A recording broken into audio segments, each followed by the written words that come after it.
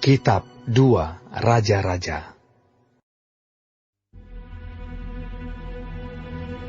Maka dalam tahun ketiga, zaman Hosea bin Ela, Raja Israel, Hizkia, anak Ahaz, Raja Yehuda, menjadi raja.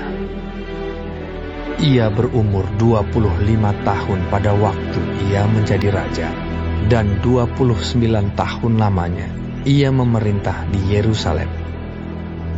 Nama ibunya ialah Abi, anak Zakaria. Ia melakukan apa yang benar di mata Tuhan, tepat seperti yang dilakukan Daud, bapa luhurnya. Dialah yang menjauhkan bukit-bukit pengorbanan, dan yang meremukkan tugu-tugu berhala, dan yang menebang tiang-tiang berhala, dan yang menghancurkan ular tembaga yang dibuat Musa. Sebab sampai pada masa itu, orang Israel memang masih membakar korban bagi ular itu, yang namanya disebut Nehustan. Ia percaya kepada Tuhan, Allah Israel, dan di antara semua raja-raja Yehuda, baik yang sesudah dia maupun yang sebelumnya, tidak ada lagi yang sama seperti dia. Ia berpaut kepada Tuhan, tidak menyimpang daripada mengikuti dia, dan ia berpegang pada perintah-perintah Tuhan yang telah diperintahkannya kepada Musa. Maka Tuhan menyertai dia. Kemanapun juga ia pergi berperang, ia beruntung. Ia memberontak kepada Raja Asyur dan tidak lagi takluk kepadanya. Dialah yang mengalahkan orang Filistin sampai ke Gaza dan memusnahkan daerahnya, baik menara-menara penjagaan maupun kota-kota yang berkubu. Dalam tahun keempat zaman Raja Hizkia, itulah tahun ketujuh zaman Hosea bin Ela, Raja Israel, majulah Salmaneser, Raja Asyur, menyerang Samaria dan mengepungnya. Direbutlah itu sesudah lewat 3 tahun, dalam tahun ke-6 zaman Hizkia. Itulah tahun ke-9 zaman Hosea, Raja Israel, direbutlah Samaria. Raja Asyur mengangkut orang Israel ke dalam pembuangan ke Asyur, dan menempatkan mereka di Halah, pada sungai Habor, yakni sungai negeri Gozan, dan di kota-kota orang Madai. Oleh karena mereka tidak mau mendengarkan suara Tuhan, Allah mereka, dan melanggar perjanjiannya, yakni segala yang diperintahkan oleh Musa, hamba Tuhan. Mereka tidak mau mendengarkannya dan tidak mau melakukannya. Dalam tahun ke-14 zaman Raja Hizkia, majulah Sanherib, Raja Asyur, menyerang segala kota berkubu negeri Yehuda, lalu merebutnya. Hizkia Raja Yehuda mengutus orang kepada Raja Asyur di Lakis dengan pesan, "Aku telah berbuat dosa, undurlah daripadaku. Apapun yang kau bebankan kepadaku akan kupikul." Kemudian Raja Asyur membebankan kepada Hizkia, Raja Yehuda, 300 talenta perak dan 30 talenta emas. Hizkia memberikan segala perak yang terdapat dalam rumah Tuhan dan dalam perbendaharaan istana raja. Pada waktu itu, Hizkia mengerat emas dari pintu-pintu dan dari jenang-jenang pintu bait Tuhan yang telah dilapis oleh Hizkia, Raja Yehuda. Diberikannya semuanya kepada Raja Asyur. Sesudah itu, Raja Asyur mengirim panglima, kepala istana dan juru minuman agung dari Lakis kepada Raja Hizkia di Yerusalem, disertai suatu tentara yang besar. Mereka maju dan sampai ke Yerusalem. Setelah mereka maju dan sampai di situ, mereka mengambil tempat dekat saluran kolam atas yang di jalan raja pada padang tukang penatu. Dan ketika mereka memanggil-manggil kepada raja, keluarlah mendapatkan mereka Eliakim bin Hilkia, kepala istana, dan Sebna, panitera negara, serta Yoah bin Asaf, bendahara negara. Lalu berkatalah juru minuman agung kepada mereka, "Baiklah, katakan kepada Hizkia, beginilah kata Raja Agung, Raja Asyur.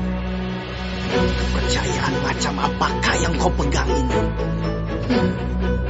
Kau kira bahwa hanya ucapan bibir saja dapat merupakan siasat dan kekuatan untuk perang? Sekarang, kepada siapa engkau berharap? Maka engkau memberontak terhadap aku. Sesungguhnya, engkau berharap kepada tongkat bambu yang patah terkulai itu, yaitu Mesir, yang akan menusuk dan menembus tangan orang yang bertopang kepadanya. Begitulah keadaan Firaun, Raja Mesir, bagi semua orang yang berharap kepadanya.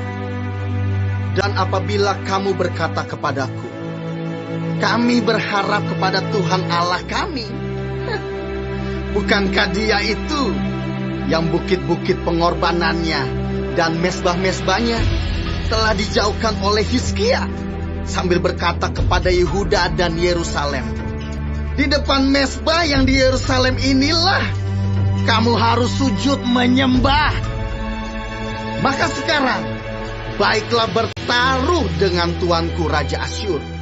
Aku akan memberikan 2.000 ekor kuda kepadamu, jika engkau sanggup memberikan dari pihakmu orang-orang yang mengendarainya. Bagaimanakah mungkin engkau memukul mundur satu orang perwira tuanku yang paling kecil?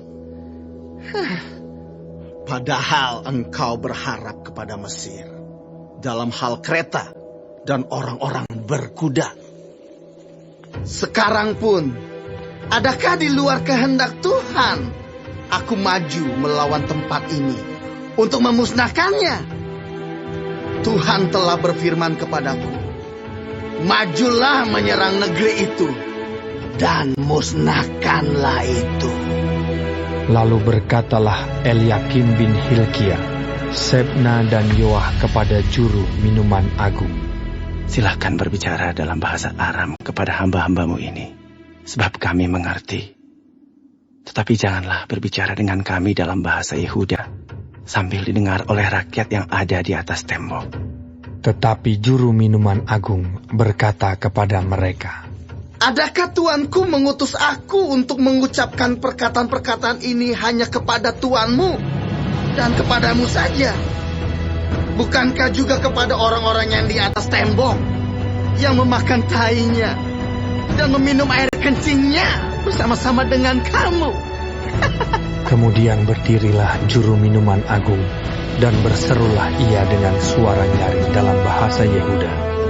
Ia berkata, dengarlah perkataan Raja Agung, Raja Asyur.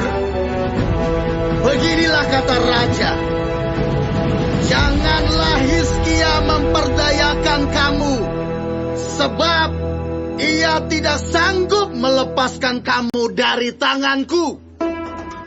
Janganlah Hizkia mengajak kamu berharap kepada Tuhan dengan mengatakan, tentulah Tuhan akan melepaskan kita, dan kota ini tidak akan diserahkan ke dalam tangan Raja Asyur. Janganlah dengarkan Hizkia, sebab beginilah kata Raja Asyur, adakanlah perjanjian penyerahan dengan aku, dan datanglah keluar kepadaku. Maka setiap orang daripadamu akan makan dari pohon anggurnya dan dari pohon aranya, serta minum dari sumurnya, sampai aku datang dan membawa kamu ke suatu negeri seperti negerimu ini, suatu negeri yang bergandum dan berair anggur, suatu negeri yang berroti dan berkebun anggur, suatu negeri yang berpohon zaitun, berminyak dan bermadu.